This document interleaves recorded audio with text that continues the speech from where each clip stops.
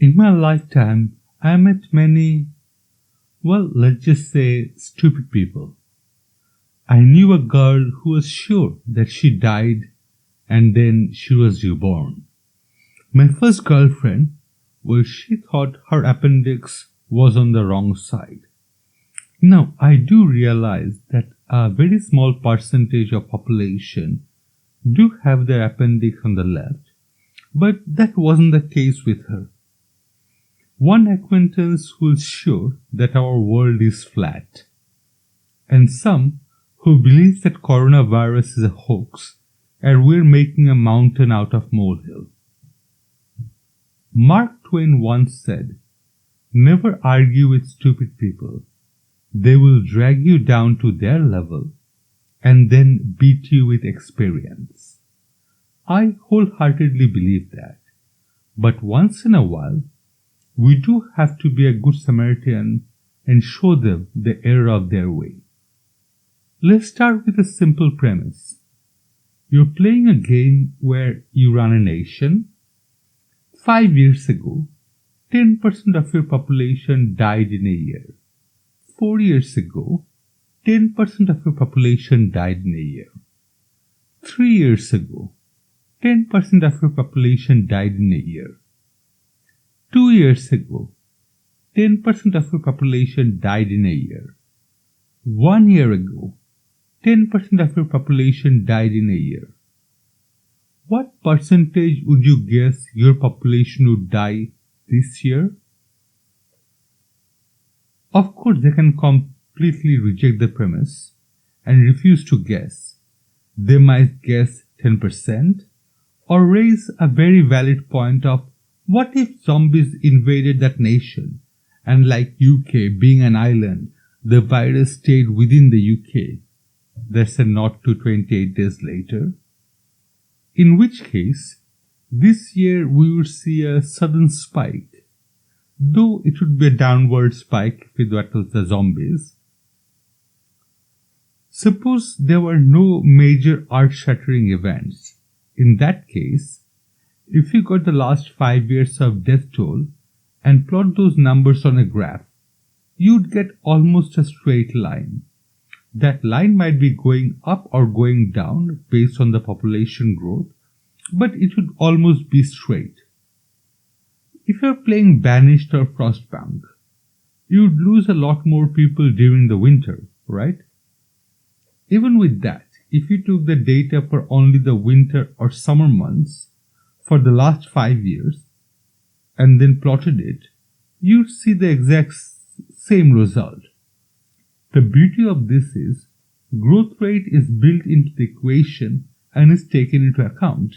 So my final premise is, if coronavirus is not a hoax and we take March and April death toll in UK for the last 5 years and draw a graph, for current year we would see a visible spike. At this point of our debate, I got my friend to agree with this premise. It was time to get to work. I decided to look up death toll for UK. Long and behold, I found a link to Financial Times and they did the exact research. Furthermore, they did it for more than one country and even by regions. One thing to keep in mind here, for example, Italy, like Japan, has very disproportionate ratio of elderly people. So even without any pandemic, if the growth rate stayed in place, at one point in timeline, we would see a sudden change. Though it would be a drop in this case, it's similar to my zombie example. Something happening to a single nation, but with graphs for more than 11 countries, those non-believers can say, well, it's the old people for the first country, for the second country, they eat potatoes. The third country is a zombie attack, perhaps. At times, especially after a couple of Jack Daniels, I feel rather optimistic, and hopefully that at this point of logic, even the most teen false of them all would be able to see all the graphs and the upward spike on current year. Our recap time. We took the death toll for a bunch of countries over the last 5 years, and for every single one of those countries, for current year, we see a upward spike in the death count. So something must be there, right? Listen, this is not a video to debunk that 5G is not responsible for this virus. The point of this video is to prove that the virus is real and people around the world are dying.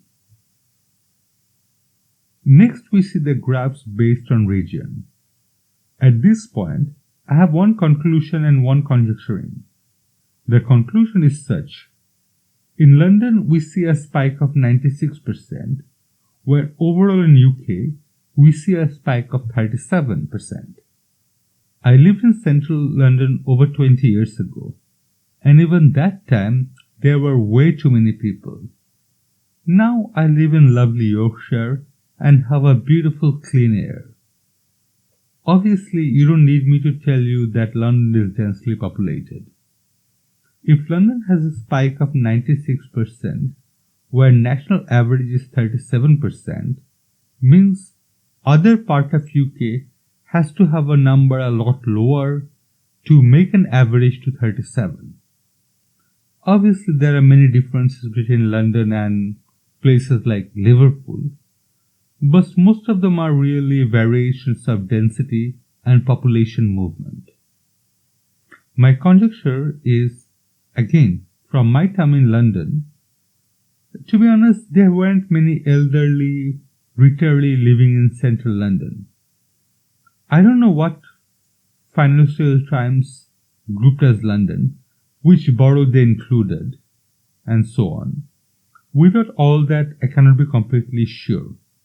But my guess is, elderly, retired people normally move out of London to live somewhere nice. I mean, when I'm old, I don't want to live in London.